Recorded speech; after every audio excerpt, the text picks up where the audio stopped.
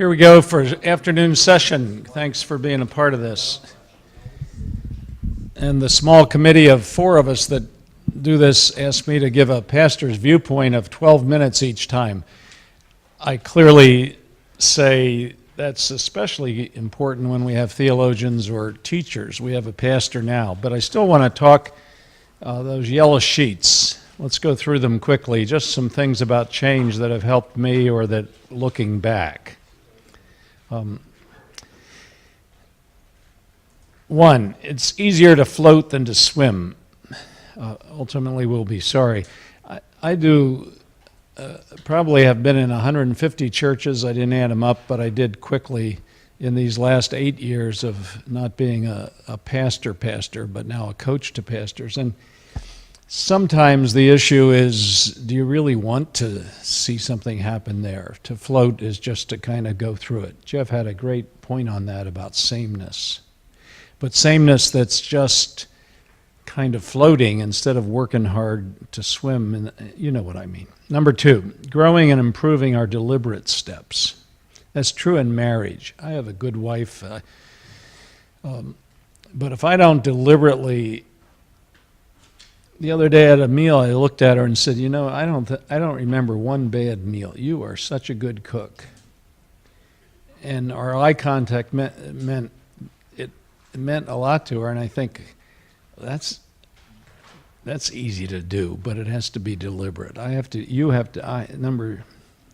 It's easy to call it obsessive when people are too deliberate, and but I want to say it louder. Just as serious godliness is deliberate, so is good pastoring. Number 3, one way to learn is by learning from people with good experience. I don't say that just because I'm old, but I did it when I was young. I worked hard sometimes to get a coffee with 20 minutes with 4 questions written out with guys that were doing a good job. Obviously reading, a lot of good books, but I thought Jeff didn't make the main application this way, but the issue of saying no to some things. I meet guys when coaching who have just read Matt Chandler's new book or the Simple Church new book or another new book, and they're going to switch to that way instead of deciding. Seminars like now, the D-Min stuff here at Grace is just so appropriate to a pastor. A number of seminaries have good ones.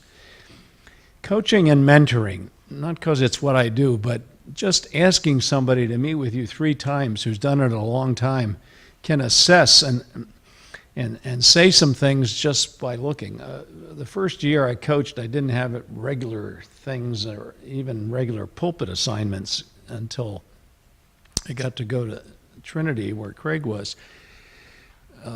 But so I did a couple mystery shopper things for churches and went in and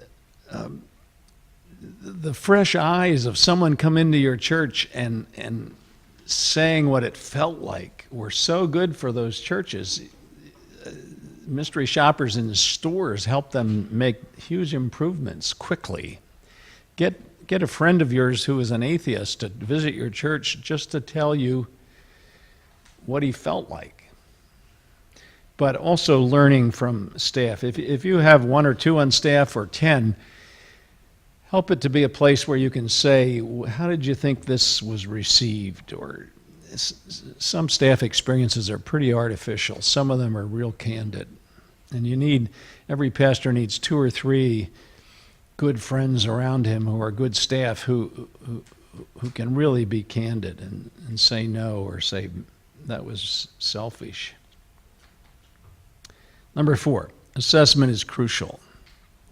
Many never fetch it. I just wanted to use the word fetch because my grandmother did all the time, and she was cool. Have you had anybody give you a critique on your sermon recently?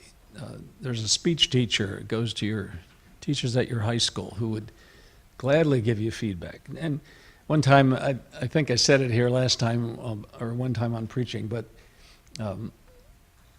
I forget who he was. Rock, who comes from Gordon Conwell? Jeff, did a great job on preaching. And he said, have somebody assess you who loves you. And I raised my hand. We were teaching that week together. I quickly had that out of like stupid pride, like I couldn't sit there and just listen to Jeff Arthur's. But I said, why somebody who loves you? He says, because those other people do it all the time, first of all, unsolicited, plus they tear you apart. Somebody who loves you is important, not always your wife. Sit down with tribal chiefs who can be good people in your church, who have been there a long time, and ask them opinions. The more you ask somebody for help, the more they help you, not tear you apart behind the scenes. Don't just let it be your wife. Nobody wants to go home. Some of you are women, not men, but let me say it to the men. We don't want to go home and have your wife be the associate pastor or say to her as you crawl in bed together, let's talk about Sunday's sermon. Don't do that. But so get help from others. If you have the luxury, the joy, I think the necessity of another pastor who's candid with you and with whom you meet at least once a month, even if it's distance on the phone or Zoom or Skype, but get assessment of how you come across. I had the joy of 25 years of the same 5 men who were all very strong. A couple of you would know them in Akron. And I could swear there once a year. I did, pretty much. Just damn. Is this on video? I said darn.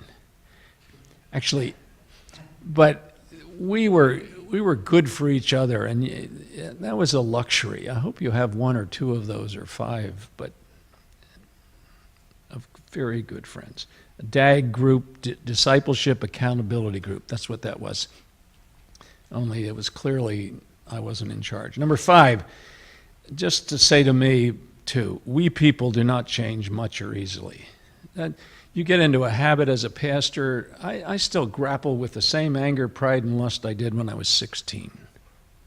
I don't think well, of course you don't get over temptations, but neither do we get over bad habits of pastoring unless we work at it or look or assess things. Why do the athletes take reps? When I first heard the word many, many years ago, I thought, what's a rep? Well, it's just doing it again and again and again. And that's true about prayer. It's true about loving your wife or husband. Okay. And a big thing there that I can't be blamed for, you can't be blamed for, but we can correct is our knowledge. I grew up in a ridiculously loving church, but fundamentalist with all kinds of rules about life. It was hard for me when I went to my first movie. And I was even scared then that Jesus might have come and I would be left behind, because I was taught that. Yeah, no, I was allowed to go to those because it was King Kong, actually, Jeff, the first King Kong, which wasn't worth going to hell over. Yeah, no, it was Charlie Chaplin meets King Kong. It was, okay. And a big one for me is blindness. But for you too, I didn't know you were supposed to do that at the start of every board meeting, or I didn't know that was selfish to my wife, and she never. We can be blind to the way we come across to people. I know that the guy that I always mention that's nothing. Anything you said, he said that's nothing, and told something he did. He had a blind spot. I should have told him. It was right over here at Grace.